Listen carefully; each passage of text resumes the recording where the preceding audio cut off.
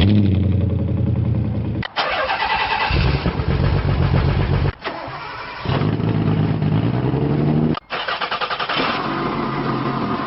everybody, welcome to another episode of Car Addiction, and as you can see I already started the video because the truck was here.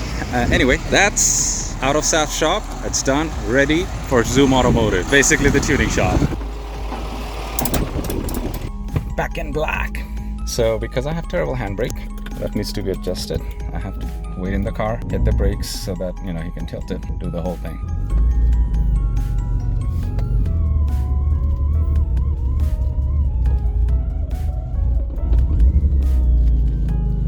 Where do you want me to? Put it right in front of that covered car. Right beside the Corolla.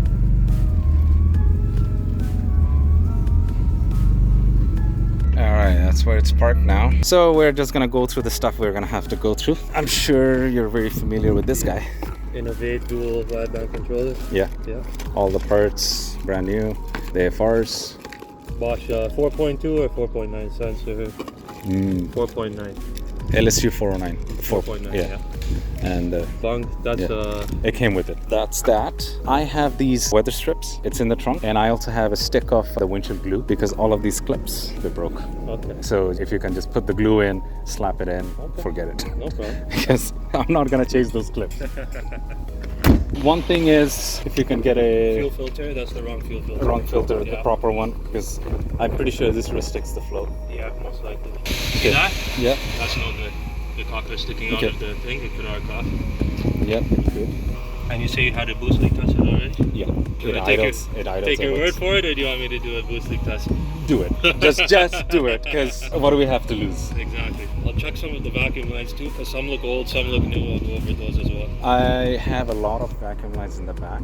So when he pulled the plenum, I told him whatever you think needs, do it. You did the water line bypass under the plenum? It was already done before. All I have is the PCB.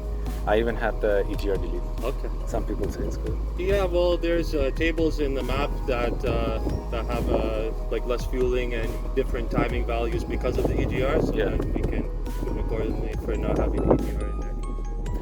In your opinion, does it matter? It does rob a little bit of power because you're reburning unburnt exhaust fumes back into the intake, so it does rob a little bit, maybe more so under drivability, but the EGR shouldn't be opening up at all during throttle control. It's only opens up during like light loads. Yeah. But it keeps the intake runners clean, prevents them from carboning up, so I don't advise people to remove their emission systems. Hey, we don't have emissions right now. Thanks to Mr. Ford.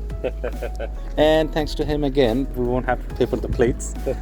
Bro, it gets expensive for me. I know, trust me too. I have 3 cars I gotta do. Oh, 3? Yeah. I have 8. Yeah. Alright, so this is the exhaust I was talking about. This is the mid-pipe you were talking about. And you want to put all of this on? I leave it up to you. Okay. Okay, so I want a free-flowing exhaust. This is a giant resonator. Yeah, what are these, 2 1/4, 2 1/2? They look like almost like they're 2 1/4. Stock sizing. Yeah, this looks small. This looks okay. I leave that up to you. All the fluids, the diff, tranny, and engine fluids are here. Okay. Just do a fluid change right before you put it on the dyno. The GL4s and GL5s are different, so they're all here.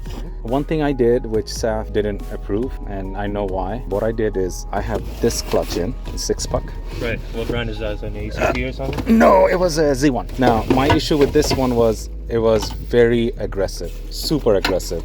It's got the sprung hub too, so it could be worse. It was touch and go. Yeah. There was no clutch feeling, nothing. It was touch and go. It's super bad. So you got in there now? I got in a full face. Nice. Now, what I didn't do is change the pressure plate. Still running the same pressure plate as this one? Yeah. Was it grooved down or anything like that? No, it was okay, but what SAF said is because that is it's a high performance pressure plate, and the clutch I have right now, it is not street, it's not stock, it's a grade above stock. Right. But it's not the high performance like this, right? It's probably a Kevlar material. It's a Kevlar material. Right. And the reason I switched because I wanted a little bit more drivability, especially sitting on 401 on this. Yeah. Bro. As long as the flywheel and pressure plate surfaces are nice and smooth, you should not have no issues with They it. are nice and smooth. It's not grooved, but Saf told me I'm gonna go through that clutch this season. Yeah, you know, it's a possibility because of the higher clamp load on the pressure plate. It might burn through it, but my advice is just don't really slip the clutch too much, right? Yeah. Like slipping that That's kind where- of clutch that's material, where- it'll wear off pretty quick. That's where the whole thing. But anyway, if it goes next season, I'll just put it in. And on the subject of your gear oil, I don't know if your viewers are aware, the difference of GL4 and GL5. It's a big, yeah. So Go ahead. I'll explain the difference. GL5 is more used for little differential style gears, like a ring and pinion gear. Yeah. You don't want to use GL5 on a transmission with bronze synchro rings. Especially the Nissan ones, they have the brass synchros and it eats away. It'll destroy it. Yeah, that's why I use GL4 on the brass synchros. Okay. Another thing he did, I got rid of the stock fork to the upgraded Z1, that solid metal one. Right. And it actually changed the way it's grabbing. Well, you mean the release point of the clutch? Yeah. Is it too high, too low? Because there's different pivots for this transmission as well. There's a tall pivot and a short pivot, so that might even have like an effect on that. Did you change the pivot point on the transmission? No. They're known to break as well, so keep an eye on that. The ball? The ball, yeah. I didn't do it. No, I didn't order it, man. Yeah. It was like $15 more. And especially if you're running a heavier pressure plate, is more of an issue. Man. Yeah.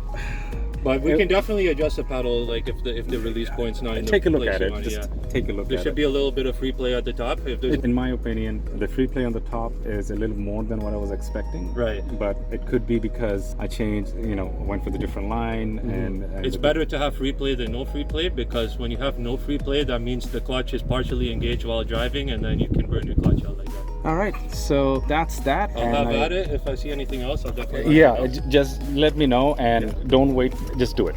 Okay. Just I want it running, driving, and not worrying too much. These are the ones I was talking about. This was for the upper controller. The upper controller. Yeah.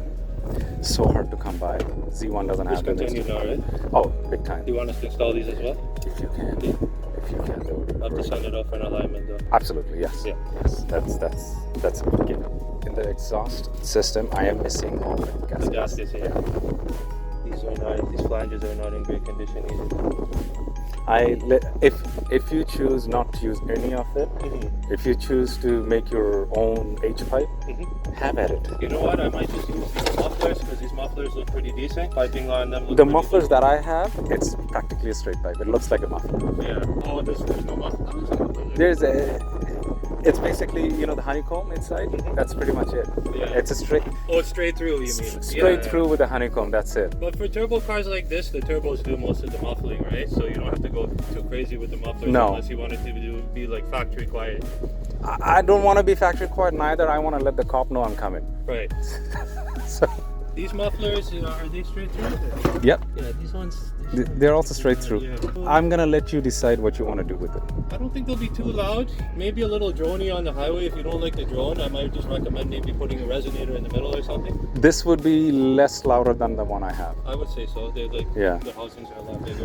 One thing I forgot to tell you, I will drop off a set of rotors for the back, definitely. Okay. The handbrake cable needs to be adjusted. Maybe the shoes are worn out too. Okay. I'll let you. We'll just look at all the brakes once. Yeah, we'll just look at all the do brakes. a whole once over on the car, full Yeah. safety check, and see Yeah. if it needs anything Cool. to be roadworthy.